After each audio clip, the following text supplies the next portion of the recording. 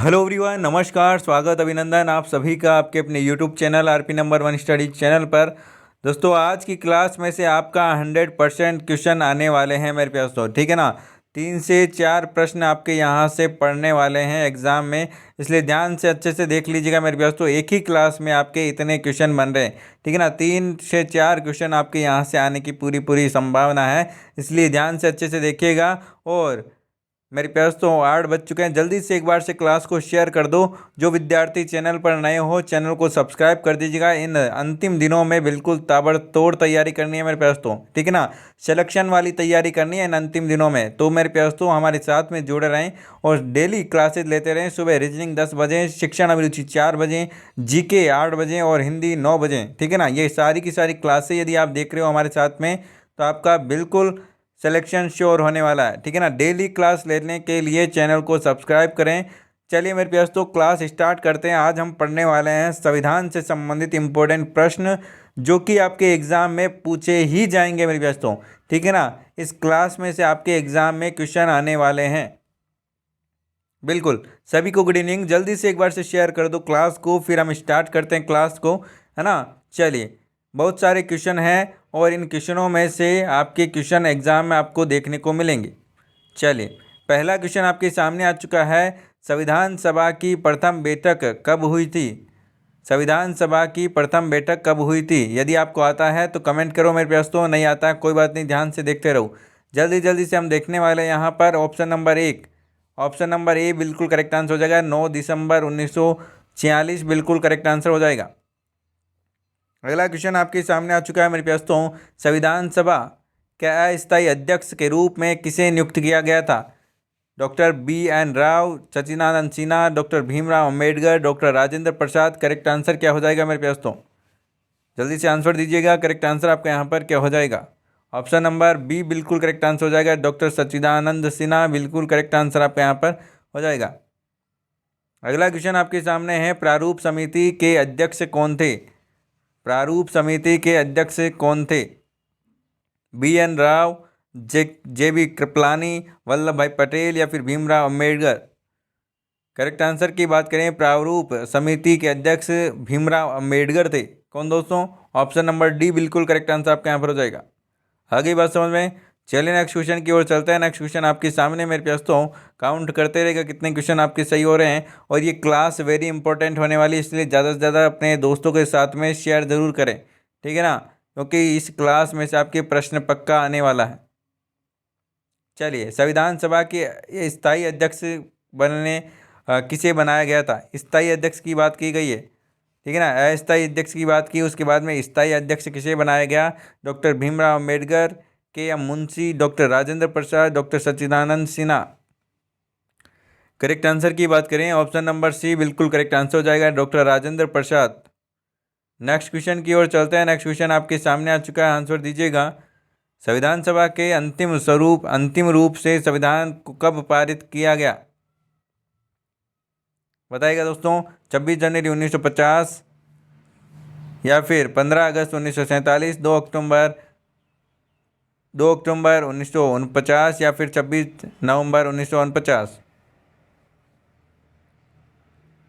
अंतिम रूप से संविधान को कब पारित कर दिया गया? ऑप्शन नंबर डी बिल्कुल करेक्ट आंसर हो जाएगा, 26 नवंबर 1949। आगे चलते हैं अगले क्वेश्चन की ओर। अगला क्वेश्चन आपके सामने आ चुका है मेरे पास, तो आंसर दीजिएगा। भारतीय संविधान किस दिन से पूर्णतः लागू हुआ? भारतीय संविधान, देखिए इन दो क्वेश्चनों में काफ़ी डाउट रहता है, ठीक है ना। अंतिम रूप से कब पारित कर दिया गया? तो 26 नवंबर 1949, ठीक है ना। जो भारतीय संविधान है वो किस दिन लागू किया गया, ठीक है ना। लागू करना और पारित करना अलग अलग है, ठीक है ना, इसलिए ध्यान रखिएगा। इसीलिए ऑप्शन वहाँ पर 26 जनवरी 1950 था, ठीक है ना। यहाँ पर देखिए ऑप्शन नंबर करेक्ट आंसर आपका यहाँ पर हो जाएगा 26 जनवरी 1950, ऑप्शन नंबर डी। कब लागू हुआ भारत का संविधान? 26 जनवरी 1950 को। आगे चलते हैं अगले क्वेश्चन की ओर। अगला क्वेश्चन आपके सामने आ चुका है मेरे पास, तो आंसर दीजिएगा। भारत कब गणतंत्र बना? भारत कब गणतंत्र बना? India become a Republic correct answer बताइएगा मेरे प्यास। तो करेक्ट आंसर आपका यहाँ पर क्या हो जाएगा? बिल्कुल ऑप्शन नंबर सी बिल्कुल करेक्ट आंसर हो जाएगा। 26 जनवरी 1950 को भारत रिपब्लिक बना, ठीक है ना, गणतंत्र बना। आगे चलते हैं अगले क्वेश्चन की ओर। अगला क्वेश्चन आपके सामने आ चुका है, क्वेश्चन नंबर 8, आंसर दीजिएगा। भारतीय संविधान के किस भाग को उसकी आत्मा की संज्ञा दी गई है? भारतीय संविधान के किस भाग को आत्मा की संगीत उसकी आत्मा की संज्ञा दी गई है बताइएगा? मूल अधिकार को, संवैधानिक उपचारों का अधिकार, प्रस्तावना या फिर संशोधन प्रक्रिया?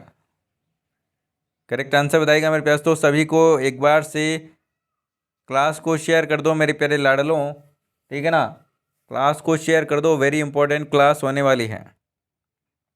ऑप्शन नंबर सी प्रस्तावना बिल्कुल करेक्ट आंसर आपका यहाँ पर हो जाएगा। आगे चलते हैं अगले क्वेश्चन की ओर। अगला क्वेश्चन आपके सामने आ चुका है, संविधान सभा ने राष्ट्रगान को कब स्वीकार किया? संविधान सभा ने राष्ट्रगान को कब स्वीकार किया? 24 जनवरी 1950, 26 जनवरी 1950, 15 अगस्त 1947 या फिर 22 जुलाई 1950? करेक्ट आंसर फरमाइएगा मेरे प्यास। तो करेक्ट आंसर आपका यहाँ पर क्या हो जाएगा? राष्ट्रगान की बात करें तो संविधान सभा ने राष्ट्रगान को 24 जनवरी 1950 को स्वीकारा था। ऑप्शन नंबर ए बिल्कुल करेक्ट आंसर आपका यहाँ पर हो जाएगा। अगला क्वेश्चन आपके सामने मेरे प्यास, तो आंसर दीजिएगा। अगला क्वेश्चन आपके सामने, आंसर दीजिएगा मेरे प्यास। तो भारतीय नागरिक को प्राप्त मूल अधिकारों की संख्या कितनी है? मूल अधिकारों की संख्या की बात करें तो कितने हैं मेरे प्यास? तो 6 हैं, 6 मूल अधिकार। आगे चलते हैं अगले क्वेश्चन की ओर। अगला क्वेश्चन आपके सामने मेरे प्यास, तो आंसर दीजिएगा। संपत्ति के अधिकार को किस संविधान संशोधन के द्वारा हटा दिया गया? संपत्ति के अधिकार को, राइट टू प्रॉपर्टी को किस संविधान संशोधन के तहत जो कि हटा दिया गया? 44वें, 46वें, 42वें या फिर 52वें? करेक्ट आंसर फरमाइएगा।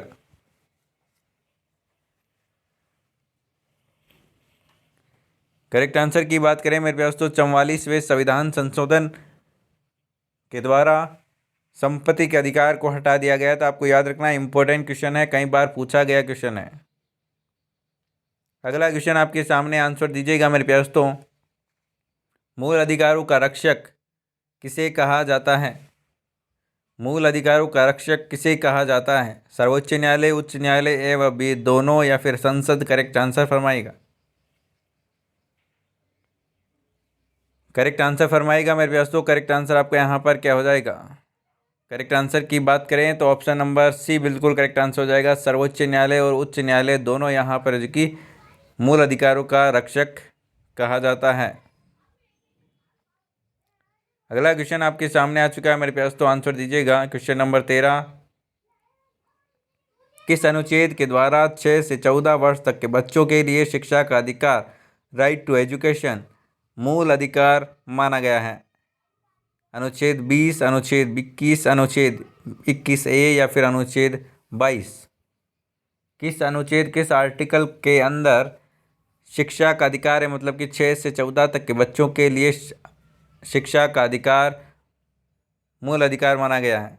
ऑप्शन नंबर सी अनुच्छेद आर्टिकल 21A बिल्कुल करेक्ट आंसर हो जाएगा। Option number C is the right answer.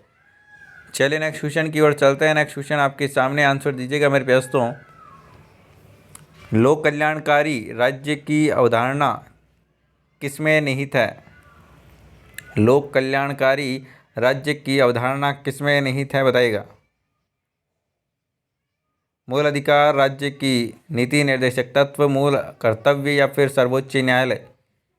Correct answer फरमाइएगा मेरे प्यास। तो करेक्ट आंसर आपका यहाँ पर क्या हो जाएगा?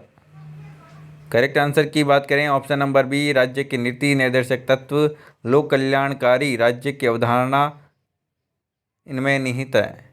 आगे चलते हैं अगले क्वेश्चन की ओर। अगला क्वेश्चन आपके सामने आ चुका है मेरे प्यारे दोस्तों, आंसर दीजिएगा।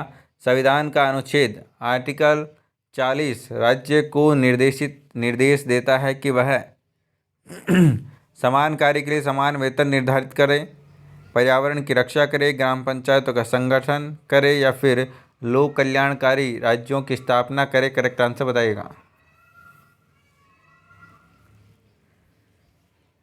करेक्ट आंसर फरमाइएगा मेरे दोस्तों। करेक्ट आंसर आपका यहाँ पर क्या हो जाएगा? करेक्ट आंसर की बात करें ऑप्शन नंबर 4 आपके ऑप्शन नंबर सी बिल्कुल करेक्ट आंसर हो जाएगा। ग्राम पंचायतों का संगठन करे। अनुच्छेद 40 राज्यों के निर्देश यहाँ पर देता है कि ग्राम पंचायतों का संगठन करे। अगला क्वेश्चन आपके सामने, संविधान के मूल कर्तव्य को शामिल करने की प्रेरणा किस देश के संविधान से ली गई है? मूल कर्तव्य को शामिल करने की जो प्रेरणा है वो किस देश से ली गई है बताइएगा। रूस, जर्मनी, फ्रांस, चीन। करेक्ट आंसर की बात करें रूस बिल्कुल करेक्ट आंसर आपके यहाँ पर हो जाएगा। आगे चलते हैं अगले क्वेश्चन की ओर। अगला क्वेश्चन आपके सामने आंसर दीजिएगा। संविधान के मूल कर्तव्यों की कुल संख्या कितनी है? मूल अधिकार मूल कर्तव्य अलग है ना। चलिए, मूल अधिकार कितने थे? 6 थे। मूल कर्तव्य 11 है। ऑप्शन नंबर बी बिल्कुल करेक्ट आंसर हो जाएगा। आगे चलते हैं अगले क्वेश्चन की ओर। अगला क्वेश्चन आपके सामने आंसर दीजिएगा मेरे प्यारे दोस्तों। संविधान में मूल कर्तव्यों को किस समिति की अनुशंसा के आधार पर शामिल किया गया? कर्ण सिंह समिति, लानी समिति, स्वर्ण सिंह समिति या फिर देवराज अर्थ समिति? करेक्ट आंसर बताइएगा। करेक्ट आंसर की बात करें स्वर्ण सिंह समिति बिल्कुल करेक्ट आंसर आपके यहाँ पर हो जाएगा। आगे चलते हैं अगले क्वेश्चन की ओर। अगला क्वेश्चन आपके सामने, भारतीय संघ की शक्ति किसमें निहित है? संसद, प्रधानमंत्री, राष्ट्रपति या फिर मंत्रिमंडल? करेक्ट आंसर बताइएगा। भारतीय संघ की शक्ति किसमें निहित है? ऑप्शन नंबर सी बिल्कुल करेक्ट आंसर आपका यहाँ पर हो जाएगा, राष्ट्रपति। अगला क्वेश्चन आपके सामने है मेरे प्यास, तो आंसर दीजिएगा। राष्ट्रपति के निर्वाचक मंडल में शामिल है संसद के दोनों सदनों के सदस्य तथा राज्यों विधानसभा के निर्वाचित सदस्य, संसद के दोनों सदनों के निर्वाचित सदस्य एवं राज्यों की विधानसभा एवं विधान परिषदों का निर्वाचित सदस्य, संसद के दोनों सदस्यों के निर्वाचित सदस्य एवं राज्यों की विधानसभा के निर्वाचित सदस्य, या फिर संसद के दोनों सदनों के निर्वाचित सदस्य? करेक्ट आंसर बताइएगा। राष्ट्रपति के निर्वाचक मंडल में शामिल होते हैं कौन है हमारे प्यारे दोस्तों? ऑप्शन नंबर सी जिन्होंने दिया बिल्कुल करेक्ट आंसर है, संसद के दोनों सदनों के निर्वाचित सदस्य एवं राज्यों की विधानसभाओं के निर्वाचित सदस्य। बिल्कुल करेक्ट आंसर आपके यहाँ पर हो जाएगा। आगे चलते हैं अगले क्वेश्चन की ओर। अगला क्वेश्चन आपके सामने है, आंसर दीजिएगा। राष्ट्रपति के कार्यकाल की अवधि होती है 3 वर्ष, 5 वर्ष, 6 वर्ष, कोई सीमा नहीं। करेक्ट आंसर बताइएगा। करेक्ट आंसर की बात करें ऑप्शन नंबर बी बिल्कुल करेक्ट आंसर हो जाएगा, 5 वर्ष। आगे चलते हैं अगले क्वेश्चन की ओर। अगला क्वेश्चन आपके सामने आ चुका है। क्वेश्चन नंबर नेक्स्ट, आंसर दीजिएगा। राष्ट्रपति पद के चुनाव के लिए कौन सी विधि अपनाई जाती है? अनुपातिक प्रतिनिधित्व, एकल संक्रमणीय, या फिर अप्रत्यक्ष मतदान, या फिर ये सभी? करेक्ट आंसर बताइएगा।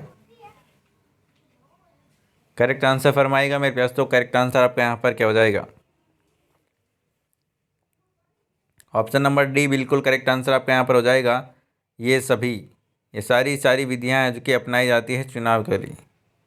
अगला क्वेश्चन आपके सामने, आंसर दीजिएगा मेरे प्यास। तो निर्विरोध चुने जाने वाले राष्ट्रपति हैं, निर्विरोध चुने जाने वाले राष्ट्रपति हैं वीवी गिरी, ठीक है ना, Neelam Sanjiva Reddy, Rajendra Prasad, APJ Abdul Kalam? Correct answer फरमाइएगा। VV Giri. Option number B बिल्कुल करेक्ट आंसर आपके यहाँ पर हो जाएगा, नीलम संजीव रेड्डी बिल्कुल करेक्ट आंसर हो जाएगा। निर्विरोध जीतने वाले चुने जाने वाले राष्ट्रपति थे। अगला क्वेश्चन आपके सामने मेरे प्यारे दोस्तों, आंसर दीजिएगा। बहुत ही प्यारा क्वेश्चन आपके सामने। राष्ट्रपति पर महाभियोग का आरोप संसद कि किस सदन द्वारा लगाया जा सकता है? लोकसभा, राज्यसभा, संसद के किसी सदन द्वारा या फिर इन किसी के द्वारा नहीं। करेक्ट आंसर बताइएगा। राष्ट्रपति पर महाभियोग का आरोप संसद के किस सदन द्वारा है कि लगाया जा सकता है? ऑप्शन नंबर सी बिल्कुल करेक्ट आंसर हो जाएगा। संसद के किसी सदन द्वारा है कि लगाया जा सकता है। ऑप्शन नंबर सी बिल्कुल करेक्ट आंसर हो जाएगा। चलिए नेक्स्ट क्वेश्चन की ओर चलते हैं। नेक्स्ट क्वेश्चन आपके सामने, आंसर दीजिएगा। भारतीय सेनाओं का सर्वोच्च सेनापति कौन होता है? सिंपल सा क्वेश्चन कई बार पूछा जाता है। भारतीय सेनाओं का सर्वोच्च सेनापति कौन होता है? करेक्ट आंसर की बात करें, ऑप्शन नंबर ए राष्ट्रपति बिल्कुल करेक्ट आंसर आपका यहाँ पर हो जाएगा। आगे चलते हैं अगले क्वेश्चन की ओर। अगला क्वेश्चन आपके सामने है मेरे प्यास, तो आंसर दीजिएगा। भारतीय संविधान के अनुसार संघ की कार्यपालिका शक्ति किसमें निहित है? संघ की कार्यपालिका शक्ति किसमें निहित है? राष्ट्रपति, प्रधानमंत्री, मंत्रिमंडल या फिर इन सभी में? करेक्ट आंसर बताइएगा।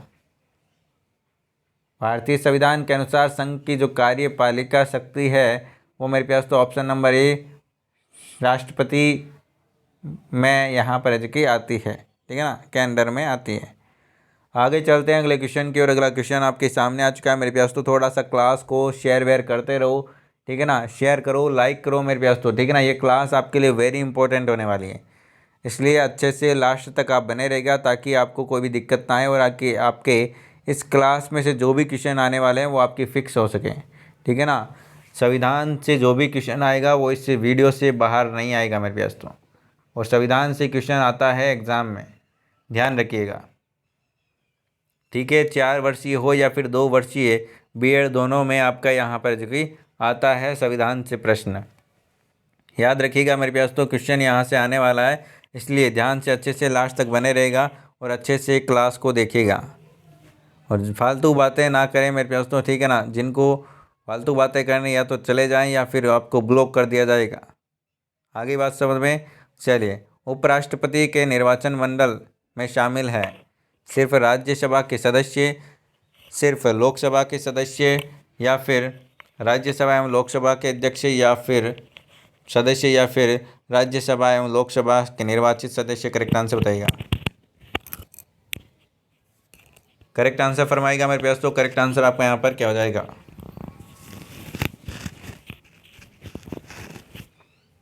चलिए, करेक्ट आंसर की बात करें तो राज्यसभा व लोकसभा के सदस्य बिल्कुल करेक्ट आंसर आपका यहाँ पर हो जाएगा। चलिए नेक्स्ट क्वेश्चन की ओर चलते हैं। नेक्स्ट क्वेश्चन आपके सामने मेरे पास तो क्वेश्चन नंबर 28 आपके सामने मेरे पास तो काफ़ी क्वेश्चन है, इसलिए ध्यान से अच्छे से देखते रहिएगा, ठीक है ना। चलिए, राष्ट्रपति सभा के कितने सदस्यों को मनोनीत करता है? 12, 15, 14 या फिर 2? करेक्ट आंसर फरमाइएगा। करेक्ट आंसर आपका यहाँ पर क्या हो जाएगा? करेक्ट आंसर की बात करें, ऑप्शन नंबर ए बिल्कुल करेक्ट आंसर हो जाएगा। 12 सदस्यों को मनोनीत करता है। आगे चलते हैं अगले क्वेश्चन की ओर। अगला क्वेश्चन आपके सामने आ चुका है।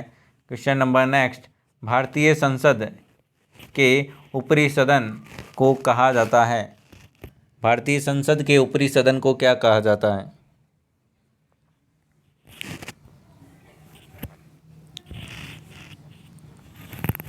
करेक्ट आंसर की बात करें मेरे प्यास तो ऑप्शन नंबर बी बिल्कुल करेक्ट आंसर हो जाएगा। देखिए, भारतीय संसद के ऊपरी संसद को सदन को क्या कहा जाता है? राज्यसभा कहा जाता है। चलिए आगे चलते हैं अगले क्वेश्चन की ओर। अगला क्वेश्चन आपके सामने आ चुका है। प्रधानमंत्री की नियुक्ति कौन करता है? प्रधानमंत्री की नियुक्ति कौन करता है? राष्ट्रपति, उपराष्ट्रपति, लोकसभा अध्यक्ष या फिर भारत का मुख्य न्यायाधीश? करेक्ट आंसर फरमाइएगा। ऑप्शन नंबर ए राष्ट्रपति बिल्कुल करेक्ट आंसर हो जाएगा। ऑप्शन नंबर जिन्होंने ए दिया है बिल्कुल करेक्ट आंसर है। चलिए नेक्स्ट क्वेश्चन की ओर चलते हैं। नेक्स्ट क्वेश्चन आपके सामने, आंसर दीजिएगा मेरे दोस्तों। यदि प्रधानमंत्री या कोई अन्य मंत्री सदन का सदस्य नहीं है तो उसे पद पर बने रहने के लिए कितने दिनों के अंदर संसद का सदस्य बनना आवश्यक है? 3 माह, 6 माह, 2 माह, 9 माह या फिर 19 माह, 19 वर्ष? करेक्ट आंसर बताइएगा।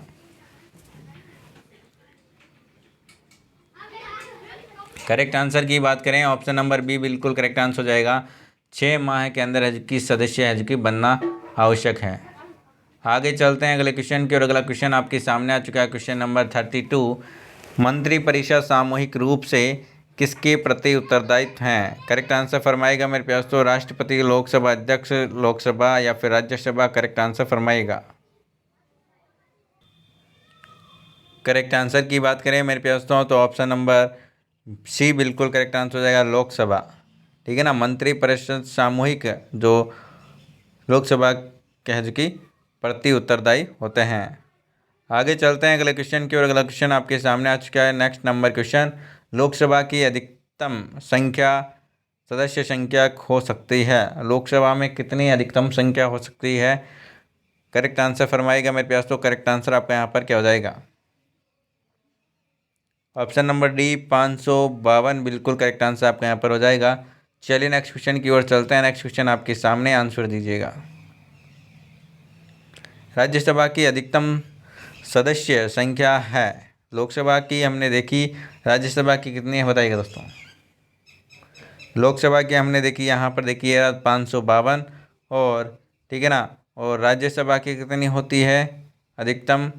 तो मेरे पास तो 250 बिल्कुल करेक्ट आंसर हो जाएगा। 250 सदस्य 250 सीटें होती है। ऑप्शन नंबर सी बिल्कुल करेक्ट आंसर हो जाएगा।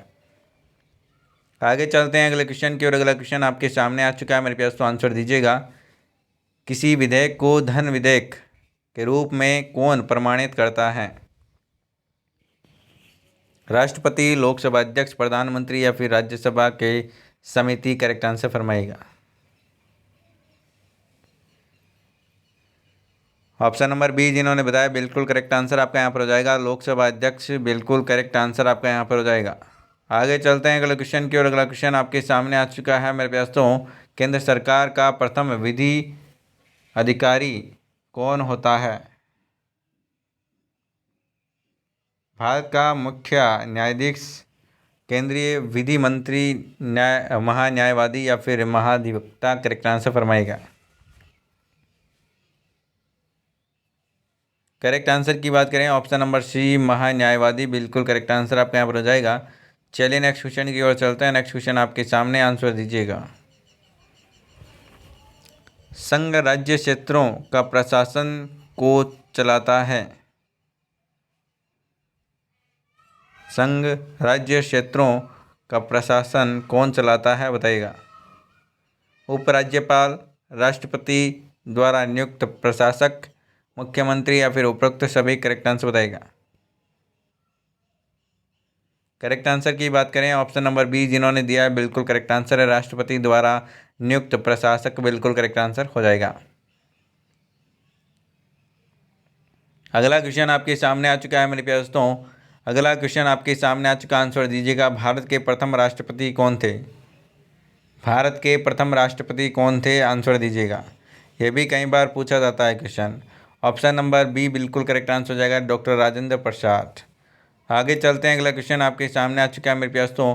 इंपॉर्टेंट क्वेश्चन है, यह भी कई बार पूछा जाता है क्वेश्चन। स्वतंत्र भारत के पहले भारतीय गवर्नर जनरल थे, कौन थे मेरे प्यारे दोस्तों? आंसर दीजिएगा। स्वतंत्र भारत के पहले भारतीय गवर्नर जनरल कौन थे बताइएगा दोस्तों? ऑप्शन नंबर ए चक्रवर्ती राजगोपालचारी। बिल्कुल करेक्ट आंसर आपका यहाँ पर हो जाएगा।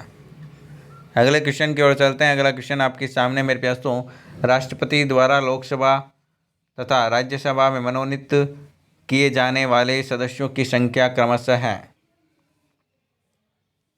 करेक्ट आंसर फरमाएगा मेरे प्यारे दोस्तों, लोकसभा तथा राज्यसभा।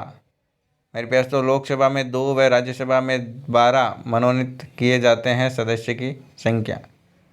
आगे चलते हैं अगले क्वेश्चन की और अगला क्वेश्चन आपके सामने, लोकसभा राज्यसभा के 2 अधिवेशनों के बीच अधिकतम कितने समय का अंतर होना चाहिए? 3 माह, 6 माह, 5 माह, 6 माह? करेक्ट आंसर बताइएगा।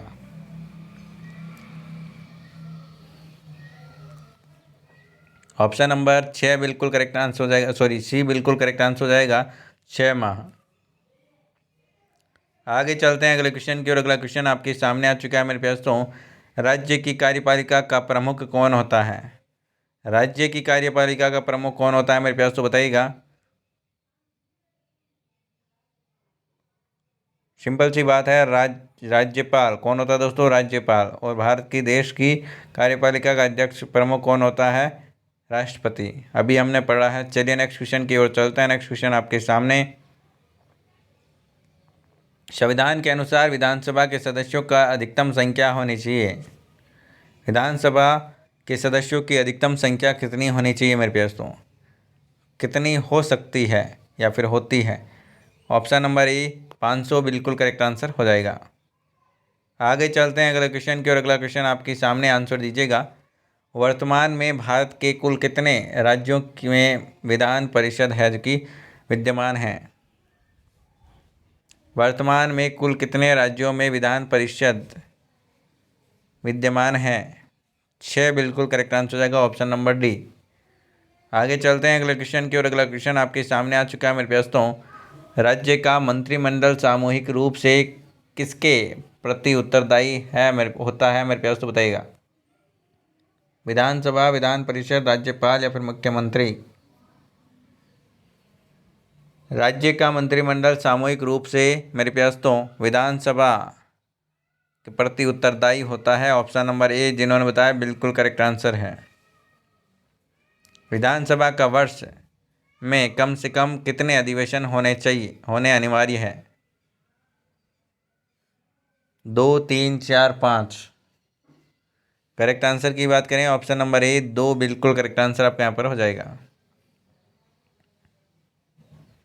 अगला क्वेश्चन आपके सामने मेरे दोस्तों, किस राज्य में विधानसभा सदस्यों की संख्या सर्वाधिक है। विधानसभा सदस्यों की संख्या सर्वाधिक किस राज्य में है, बताइएगा दोस्तों। Bihar, Uttar Pradesh, Madhya Pradesh, Rajasthan. Option number B बिल्कुल करेक्ट आंसर हो जाएगा। सबसे अधिक विधानसभा सदस्यों की संख्या है उत्तर प्रदेश में। अगला क्वेश्चन आपके सामने, आंसर दीजिएगा मेरे प्यास। तो बहुत ही प्यारा क्वेश्चन, जम्मू कश्मीर राज्य को किस अनुच्छेद, किस आर्टिकल के अंतर्गत विशेष राज्य का दर्जा प्राप्त है। अब नहीं है ना, अब नहीं है। 370 अनुच्छेद 370 हट चुकी है, ठीक है ना, ये अब हट चुका है। आगे चलते हैं अगले क्वेश्चन की और अगला क्वेश्चन आपके सामने, भारत का नियंत्रक एवं महालेखा परीक्षक किसके द्वारा नियुक्त किया जाता है। संसद, राष्ट्रपति, प्रधानमंत्री, योजना आयोग। ऑप्शन नंबर बी बिल्कुल करेक्ट आंसर आपका यहाँ पर हो जाएगा। अगला क्वेश्चन आपके सामने, भारत का उच्चतम न्यायालय कहाँ स्थित है। उच्चतम न्यायालय कहाँ स्थित है, बताइएगा दोस्तों। सुप्रीम कोर्ट कहाँ स्थित है भारत का, बताइएगा दोस्तों। नई दिल्ली, कोलकाता, मुंबई, चेन्नई। बिल्कुल कहाँ स्थित है मेरे दोस्तों, ऑप्शन नंबर ए नई दिल्ली में स्थित है। आगे चलते हैं दोस्तों, अगला क्वेश्चन आपके सामने, आंसर दीजिएगा।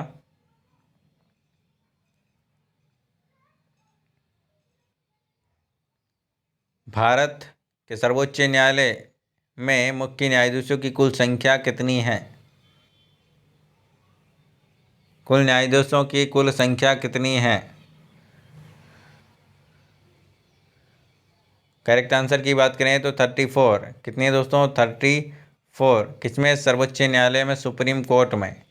इसमें एक मुख्य न्यायाधीश होता है, बाकी 34 जो कि न्यायाधीश होते हैं। आगे बात समझ में, ठीक है ना। चलिए आगे चलते हैं अगले क्वेश्चन की और अगला क्वेश्चन आपके सामने, आंसर दीजिएगा। सर्वोच्च न्यायालय के मुख्य न्यायाधीशों की नियुक्ति कौन करता है। संसद, राष्ट्रपति, बार काउंसिलिंग के सदस्य या फिर सभी उच्च न्यायालय के न्यायाधीशों के मत के आधार पर। करेक्ट आंसर बताइएगा। करेक्ट आंसर की बात करें, ऑप्शन नंबर बी राष्ट्रपति करता है। कौन करता है दोस्तों, राष्ट्रपति नियुक्ति देता है। आगे चलते हैं अगले क्वेश्चन की और अगला क्वेश्चन आपके सामने, आंसर दीजिएगा। उच्चतम न्यायालय के न्यायाधीशों का कार्यकाल है 5 वर्ष, 7 वर्ष। राष्ट्रपति के प्रयत्न या फिर 65 वर्ष की आयु पूरी होने तक। उच्चतम न्यायालय सुप्रीम कोर्ट के न्यायाधीशों का जो कार्यकाल है वो कितना है बताइएगा दोस्तों। सभी को आंसर देना है मेरे प्यार दोस्तों। वीडियो को लाइक करते चले और शेयर करते चले। करेक्ट आंसर की बात करें ऑप्शन नंबर डी बिल्कुल करेक्ट आंसर हो जाएगा। 65 वर्ष की आयु पूरी होने तक है, जो कि बिल्कुल करेक्ट आंसर हो जाएगा। सर्वोच्च न्यायालय के प्रथम मुख्य न्यायाधीश हैं। इम्पोर्टेंट क्वेश्चन, आंसर दीजिएगा। सर्वोच्च न्यायालय के प्रथम मुख्य न्यायाधीश हैं। करेक्ट आंसर की बात करें हीरालाल जे कानिया, बिल्कुल करेक्ट आंसर हो जाएगा। ऑप्शन नंबर सी जिन्होंने दिया है बिल्कुल करेक्ट आंसर है। ठीक है ना। चलिए नेक्स्ट क्वेश्चन की ओर चलते हैं। नेक्स्ट क्वेश्चन आपके सामने, आंसर दीजिएगा। वर्तमान में भारत में उच्च न्यायालयों की कुल संख्या कितनी है? करेक्ट आंसर की बात करें तो 21 उच्च न्यायालय हैं मेरे प्यारे दोस्तों। याद रखिएगा 21 उच्च न्यायालय हैं। अगला क्वेश्चन आपके सामने, उच्च न्यायालय में मुख्य न्यायाधीश की नियुक्ति कौन करता है? उच्च न्यायालय में मुख्य न्यायाधीश की नियुक्ति कौन करता है? सर्वोच्च न्यायालय का मुख्य न्यायाधीश राष्ट्रपति, राज्यपाल या फिर राज्य के बार काउंसिल के सदस्य? करेक्ट आंसर फरमाइएगा। करेक्ट आंसर की बात करें ऑप्शन नंबर बी राष्ट्रपति, बिल्कुल करेक्ट आंसर आपका यहाँ पर हो जाएगा। उच्च न्यायालय के न्यायाधीशों के कार्यकाल की सीमा है 5 वर्ष, 7 वर्ष या फिर अपनी उम्र के 62 वर्ष पूरे होने तक, या फिर उपरोक्त में से कोई नहीं। उच्च न्यायालय के न्यायाधीशों की कार्य सीमा है जब तक 62 साल की पूरी आयु ना हो जाए तब तक वो काम कर सकते हैं। आगे चलते हैं अगले क्वेश्चन की ओर। अगला क्वेश्चन आपके सामने, किस उच्च न्यायालय की अधिकारिता सर्वाधिक श्रेष्ठ क्षेत्रों पर है? कलकत्ता, मुंबई, गुवाहाटी, मद्रास? करेक्ट आंसर फरमाइएगा। करेक्ट आंसर की बात करें ऑप्शन नंबर सी गुवाहाटी, बिल्कुल करेक्ट आंसर आपका यहाँ पर हो जाएगा। आगे चलते हैं अगले क्वेश्चन की ओर। अगला क्वेश्चन आपके सामने, मेरे प्यारे दोस्तों आंसर दीजिएगा। किस उच्च न्यायालय में सर्वाधिक संख्या में न्यायाधीश कार्यरत हैं? गुवाहाटी, इलाहाबाद, दिल्ली, कलकत्ता? करेक्ट आंसर फरमाइएगा। ऑप्शन नंबर बी इलाहाबाद, बिल्कुल करेक्ट आंसर हो जाएगा मेरे प्यारे दोस्तों। चलिए नेक्स्ट क्वेश्चन की ओर चलते हैं। नेक्स्ट क्वेश्चन आपके सामने, आंसर दीजिएगा। संविधान के किस अनुच्छेद के द्वारा राष्ट्रपति को सर्वोच्च न्यायालय से परामर्श मांगने का अधिकार प्राप्त है? अनुच्छेद 129, अनुच्छेद 131 या फिर 143 या फिर 145? करेक्ट आंसर फरमाएगा। करेक्ट आंसर की बात करें ऑप्शन नंबर सी बिल्कुल करेक्ट आंसर हो जाएगा। आर्टिकल 143 बिल्कुल करेक्ट आंसर हो जाएगा। अगला क्वेश्चन आपके सामने आ चुका है मेरे प्यारे दोस्तों, आंसर फरमाइएगा। आपका आंसर यहाँ पर क्या हो जाएगा? किस केंद्र शासित प्रदेश का अपना उच्च न्यायालय है? लक्षद्वीप, दमनदीप, पांडिचेरी या फिर कोई नहीं? करेक्ट आंसर फरमाइएगा। करेक्ट आंसर की बात करें ऑप्शन नंबर डी बिल्कुल करेक्ट आंसर हो जाएगा, कोई नहीं। चलिए नेक्स्ट क्वेश्चन की ओर चलते हैं। नेक्स्ट क्वेश्चन आपके सामने, आंसर दीजिएगा मेरे प्यारे दोस्तों। राष्ट्रपति राष्ट्रीय आपातकाल की उद्घोषणा किन परिस्थितियों में या फिर स्थिति में कर सकता है? युद्ध, बाह्य आक्रमण, सशस्त्र विद्रोह या फिर ये सभी? करेक्ट आंसर फरमाएगा। नेशनल इमरजेंसी कब, जो कि किन स्थितियों में या फिर किन परिस्थितियों में? चलिए ऑप्शन नंबर डी बिल्कुल करेक्ट आंसर हो जाएगा। यदि युद्ध होता है, बाह्य आक्रमण होता है या फिर सशस्त्र विद्रोह होता है तो ये आपातकालीन की जो है स्थिति आ सकती है। आगे चलते हैं अगले क्वेश्चन की ओर। अगला क्वेश्चन आपके सामने, आंसर दीजिएगा। भारत में अब तक कितनी बार राष्ट्रीय आपातकालीन की जो है घोषणा हो चुकी है? नेशनल इमरजेंसी अनाउंसमेंट कितनी बार हो चुकी है? ऑप्शन नंबर बी बिल्कुल करेक्ट आंसर हो जाएगा, 3 बार। आगे चलते हैं अगले क्वेश्चन की और। अगला क्वेश्चन आपके सामने आ चुका है मेरे प्यास, तो आंसर दीजिएगा। बहुत ही प्यारा क्वेश्चन आपके सामने, आंसर दीजिए मेरे प्यास। तो भारत में राष्ट्रपति किस अनुच्छेद, किस आर्टिकल के अंतर्गत देश में राष्ट्रीय आपात की घोषणा करता है? किस आर्टिकल के तहत है जो कि राष्ट्रीय आपातकालीन घोषणा करता है राष्ट्रपति? करेक्ट आंसर की बात करें, ऑप्शन नंबर ए आर्टिकल 352 बिल्कुल करेक्ट आंसर आपका यहाँ पर हो जाएगा। कितना दोस्तों? 352 बिल्कुल करेक्ट आंसर आपका यहाँ पर हो जाएगा। आगे चलते हैं अगले क्वेश्चन की और। अगला क्वेश्चन आपके सामने आ चुका है मेरे पास, तो आंसर दीजिएगा। संविधान के किस अनुच्छेद के आधार पर राज्यों में संवैधानिक तंत्र की विफलता पर राष्ट्रपति शासन लगाया जा सकता है? अनुच्छेद 355, आर्टिकल 356, 58 या फिर 36? करेक्ट आंसर की बात करें, ऑप्शन नंबर बी 356 बिल्कुल करेक्ट आंसर आपका यहाँ पर हो जाएगा। आगे चलते हैं अगले क्वेश्चन की और। अगला क्वेश्चन आपके सामने आ चुका है मेरे पास, तो आंसर दीजिएगा। क्वेश्चन नंबर 66 आंसर फरमाइएगा मेरे पास। तो देखिए ध्यान से, अच्छे से लास्ट तक बने रहेगा क्योंकि क्लास आपके लिए वेरी इंपॉर्टेंट है। बार बार बोल रहा हूँ, वेरी इंपॉर्टेंट क्लास है, ठीक है ना। यदि आप अच्छे से इसमें पूरे क्वेश्चन देखते हो अच्छे से, ठीक है ना, तो इनमें से आपको क्वेश्चन देखने को मिलेंगे। आगे बात समझ में, तो अच्छे से देख के जाइएगा मेरे प्यास। तो राज्यों में राष्ट्रपति शासन की अधिकतम अवधि होती है? करेक्ट आंसर बताइएगा मेरे प्यास। तो 2 माह, 6 माह, 1 वर्ष या फिर 3 वर्ष? करेक्ट आंसर की बात करें तो 3 वर्ष, ऑप्शन नंबर डी बिल्कुल करेक्ट आंसर हो जाएगा। अगला क्वेश्चन आपके सामने आ चुका है मेरे पास, तो आंसर दीजिएगा। संविधान के किस अनुच्छेद के आधार पर देश के वित्तीय आपात की घोषणा की जा सकती है? वित्तीय आपात की घोषणा कब की जा सकती है बताइएगा दोस्तों, किस अनुच्छेद के तहत? आर्टिकल 358, 369, 360 या फिर संविधान के वित्तीय आपातकाल का प्रावधान नहीं? करेक्ट आंसर बताइएगा। फाइनेंशियल इमरजेंसी कब लागू, किसके आधार पर है कि कौन से आर्टिकल के आधार पर है कि लागू की जाती है? तो 360 के आधार पर है कि ये है कि आपातकाल लगाया जा सकता है। आगे चलते हैं अगले क्वेश्चन की और। अगला क्वेश्चन आपके सामने, संसद द्वारा अनुमोदन के बाद किसी राज्य की राष्ट्रपति शासन एक बार में कितने समय तक है कि लागू किया जा सकता है? 2 माह, 3 माह, 6 माह या फिर 1 वर्ष? करेक्ट आंसर फरमाइएगा। ऑप्शन नंबर सी बिल्कुल करेक्ट आंसर हो जाएगा, 6 माह। आगे चलते हैं अगले क्वेश्चन की और। अगला क्वेश्चन आपके सामने, राज्य में राष्ट्रपति शासन लगाने की स्थिति में कितने दिनों के अंदर उसकी संसद से स्वीकृति आवश्यक है? 30 दिन, 60 दिन, 90 दिन या फिर 180 दिन? करेक्ट आंसर फरमाइएगा। ऑप्शन नंबर बी 60 दिन बिल्कुल करेक्ट आंसर हो जाएगा, मतलब कि 2 महीने लगभग।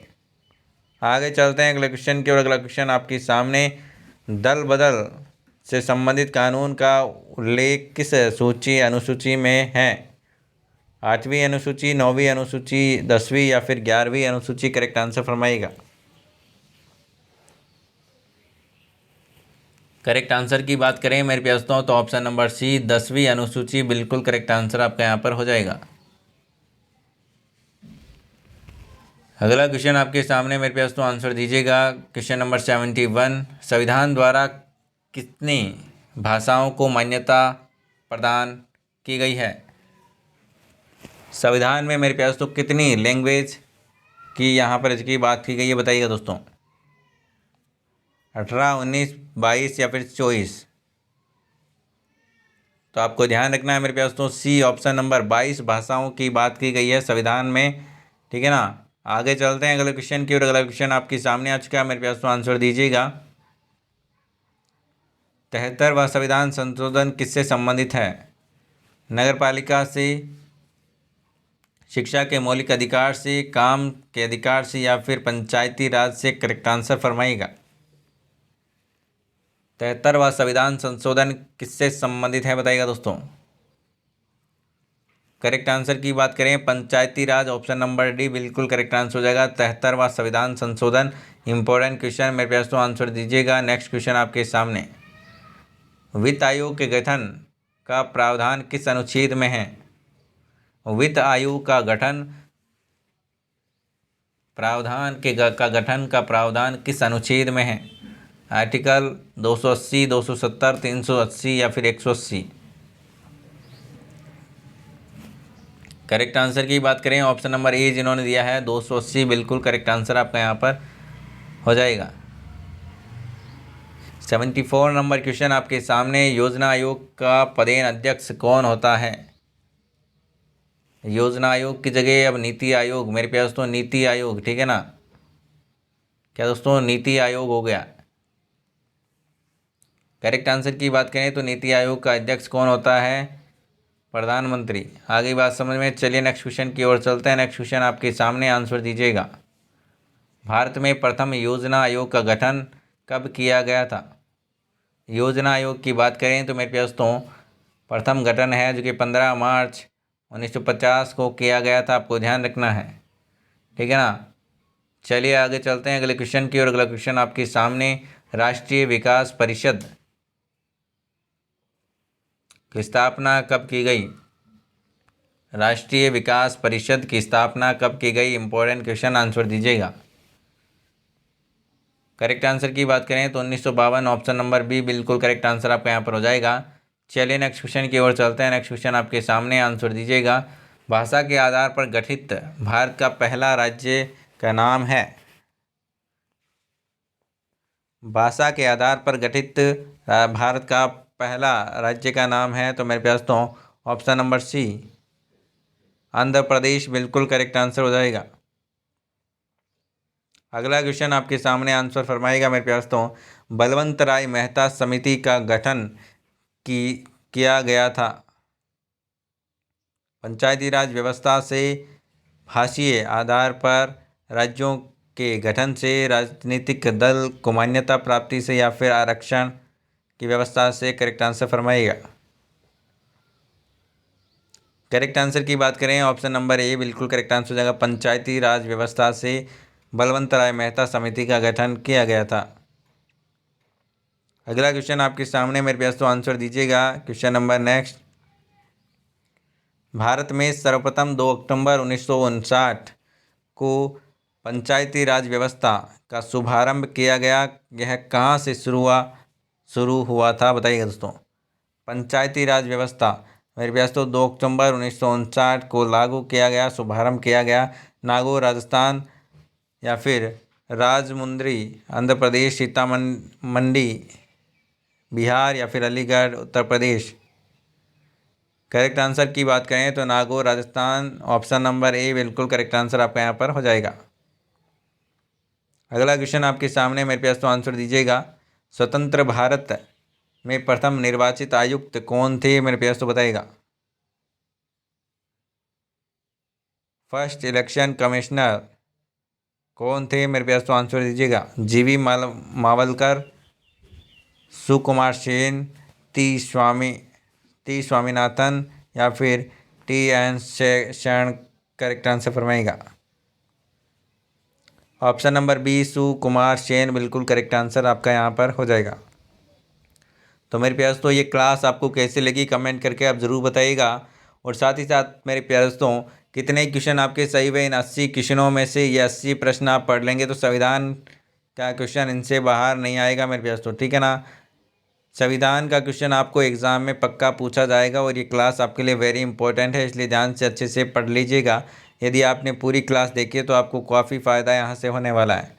और यदि आप चैनल पर नए हो, चैनल को सब्सक्राइब कर लीजिएगा। यदि आप सिलेक्शन चाहते हो, मेरे प्यारे दोस्तों इन अंतिम दिनों में बिल्कुल शानदार तरीके से तैयारी करना चाहते हो तो मेरे प्यारे दोस्तों रीजनिंग की क्लास सुबह 10 बजे मेरे साथ में जुड़ें। शिक्षण अभिरुचि 4 बजे शाम को, और जीके महा मेगा टेस्ट 8 बजे, और हिंदी के लिए 9 बजे जुड़े मेरे प्यारे दोस्तों, ठीक है ना। चलिए और पुराने पेपर आप सोल्व करते रहिए। जो भी क्वेश्चन आपके लिए लाता हूँ उनमें पुराने और नए क्वेश्चन मिक्स होते हैं, इसलिए आप रेगुलर रूप से हमारे साथ में यदि बने रहेंगे तो आपका सिलेक्शन निश्चित रूप से श्योर होगा मेरे दोस्तों। ठीक है ना। तो चलिए मेरे दोस्तों, मिलते हैं नेक्स्ट क्लास में। तब तक के लिए बाय बाय। जय हिंद, जय भारत, धन्यवाद।